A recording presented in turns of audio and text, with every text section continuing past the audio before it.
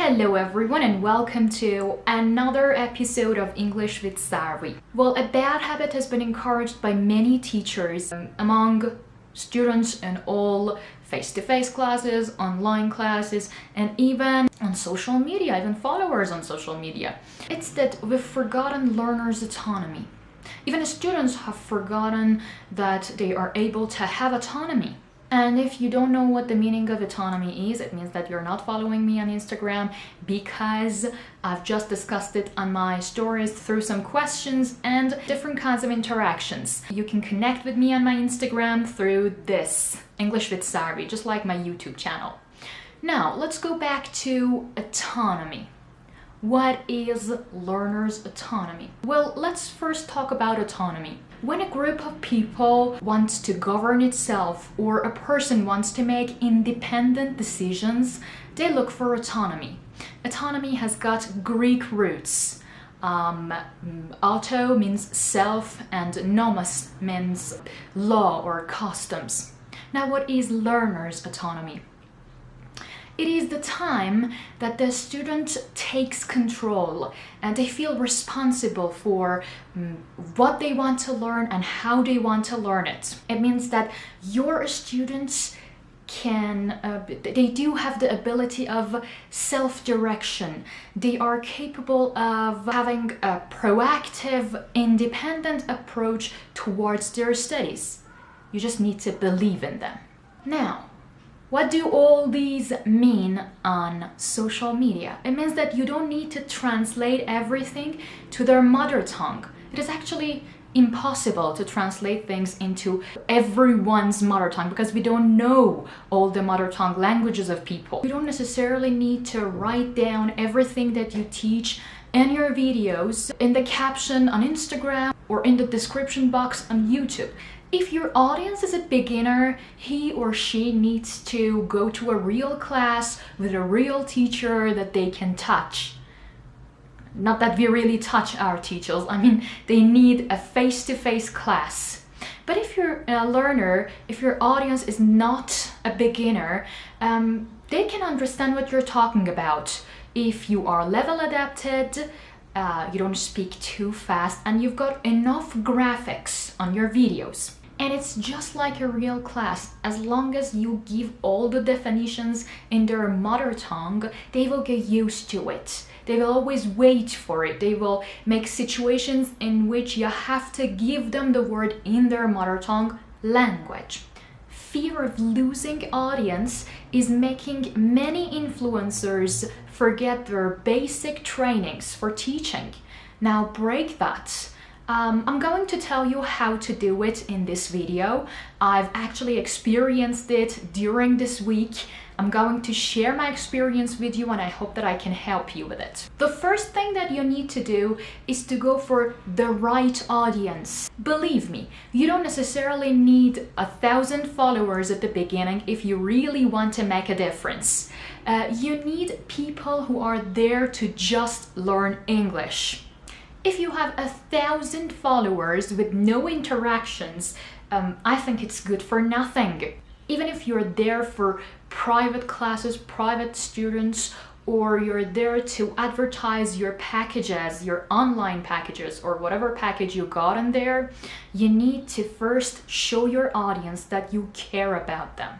Learn their names, find out where they're from and what they're looking for. What kind of content will they be interested in? And everything leads to our next step, which is building good rapport. You need to build good rapport with your students, either in real classes or on social media. There's no difference. There are like 1,000 resources, books, web pages, and whatever for understanding how to build good rapport with students in a real class. Now, what should we do on social media? Well, it's easy. Start sending direct messages. Talk to them. If you understand that one of your followers is looking for tips on teaching English, but your niche is, I don't know, general English, don't ignore them. Start introducing other pages, web pages, YouTube channels, Instagram pages, whatever that can help that person get what they want. Or the least you could do for that person is to tell them that you would send them the proper resource when you come across one. My best suggestion for you is to try to be genuine. If they understand that you are there to help them, they will trust you and they will do what you're looking for. Now, if it weren't effective, which I guess is not possible, because if you are really genuine about what you do and if you really want to help people, they trust you. But if it wasn't really successful, you need to work on our next step, which is what you would do in a real class. Check your instructions. Maybe you need to ask instruction check questions. And if you don't know what instruction check questions are, you can check out my friend's page, ELT Tips. It is a page on Instagram, and I believe that you can find everything about instructions through this hashtag, ELT Tips _instructions. Now, how can instruction check questions help on social media? Well, it's easy. Direct message. Yeah, I know that I keep saying this because it's really important. You need to get to know your audience. You need to find out what's wrong. So ask it through direct message. Find out why they don't like your content, why they don't comment. Ask for feedback and you will get it, believe me. Here, what could be wrong is that you could be making the wrong content, the content which is not really suitable for your audience, or maybe you haven't really built up good rapport. So ask it through direct message, ask them what their names are, where they are from, how old they are. I know that you can find these out through your insight on Instagram, the setting part, but that's not enough. Get to know them yourself, and then they will really and truly listen to you, just like real classroom. Remember that if you instruct them well, they will do it.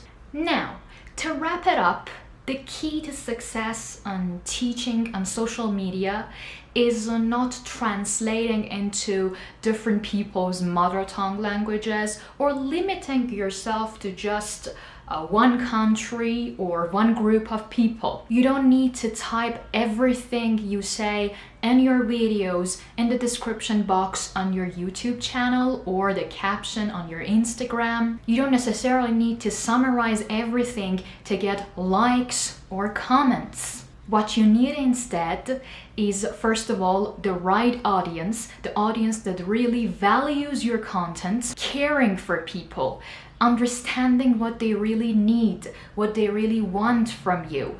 Every individual is important. Build up good rapport with them. And if none of that works, work on your instructions. Check your instructions. Check if they know that every time you put their homework, you put a question in the caption and you want them to answer that. I know that it's simple, but sometimes if you ask that in a direct message from one student and asking the student why you don't answer to my questions, the questions that I ask in the caption, it's like, wow, she really wants me to answer the question. So she goes and answers the questions in the comment part. Now, I want you to do something. I want you to introduce any influencer that you know either on YouTube or on Instagram that is doing this, that the audience is really important for them. The followers are important for them. They come to your DMs, they talk to you directly, or they answer all their comments. They try to provide what you need for you. Thank you very much. And just as always, I want you to subscribe to my YouTube channel. If you haven't done it already, it's not too late. Push the subscribe button down here, and also don't forget to push the bell button next to it so that you get notified every time I post a new video. And that's it for another episode on how to teach English on social media. Bye-bye!